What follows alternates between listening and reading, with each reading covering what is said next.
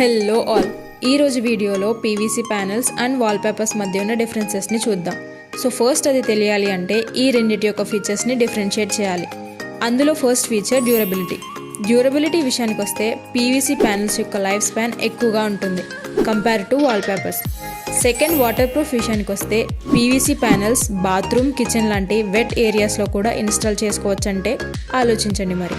But wallpapers moisture వల్ల damage అయ్యే chance ఉంటుంది. Third, maintenance.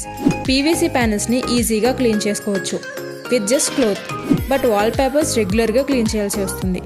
Fourth, installation. Software install చేయడానికి టైం పడుతుందేమో కానీ పీవీసీ ప్యానెల్స్ ఇన్స్టాలేషన్ ఇట్టే చిటికలో అయిపోతుంది. వాల్పేపర్స్ని జాగ్రత్తగా ఇన్స్టాల్ చేయాలి, లేకపోతే రీఇన్స్టాల్ చేయాల్సి వస్తుంది. ఇక్కడ పీవీసీ బెస్ట్ అని వాల్పేపర్స్ని తక్కువ చేసి చెప్పట్లేదు, కానీ సొంత ఇల్లు అనేది అందరి కల, అందుకే దగ్గరుండి కట్టించుకుంటాం. అలానే ఇంటీరియర్ కూడా ఎప్పుడూ ది బెస్ట్నే చూస్ చేసుకోవాలి. GS deco design, a product of German technology.